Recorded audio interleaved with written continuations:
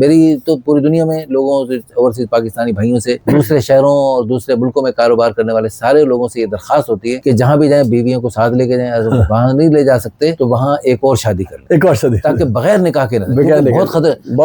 South Africa से एक नौजवान से मेरा फोन है, और यानी वो उस वक्त भी वो काम, लड़कियां साथ थी और वो काम में लगा हुआ था। कहते हैं मैं यहाँ, और जो है ना, तो मेरा बहुत जी चाह कि इसको मैं ये कहूँ कि यहाँ भी एक शादी कर और एक पाकिस्तान में कर, क्योंकि वहाँ पर 2-2, 3-3 साल वहाँ रहते हैं, लड़कियों के झुरमट में रहते हैं, तो कैसे बच सकते? बच तो सकते हैं, लेकिन अल्लाह की हिफाजत फरमाए, मुश्किल है सर, बहुत मुश्किल है मुनासिब, बहुत मुश्किल है। हलाल खुद से कुछ ना कुछ करना होगा बंदा, वो भी गुनाह है। तो अल्हम्दुलिल्लाह अल्लाह पाक ने उसको तौफीक दी, उसने वहाँ भी एक शादी की, यहाँ पाकिस्तान में भी अल्हम्दुलिल्लाह। तो हमारी ये दुआ है, और ताकि इससे वो जो करोड़ों लड़कियां बेचारी बेनिकाह हैं, और इसमें सिर्फ मर्दों को गुलछर्रे उड़ाने की दावत नहीं दे रहे, वो जो बेचारी करोड़ों लेट मैरिज, करोड़ों बेवा, करोड़ों मुतल्लका, उन सब का बंदोबस्त हो रहा है। बात बेवकूफ औरतें इसमें हमें कोसती हैं, तुम क्यों खामखा ये दूसरी शादी की बातें कर, तुम्हारे भले के लिए कह रहा हूँ, तुम्हारे भले के लिए कह रहा हूँ। जिनकी शादियां हो चुकी हैं, जो पहली बीवियां बनी फिरती हैं, इनके पास भी कोई गारंटी वारंटी नहीं, उनका शौहर जो है लोहे और पत्थर का बना हुआ नहीं है कि वो जिंदगी में कभी भी क़यामत तक मर नहीं सकते। आज भी मर सकता है, कल भी मर सकता है, किसी वक्त भी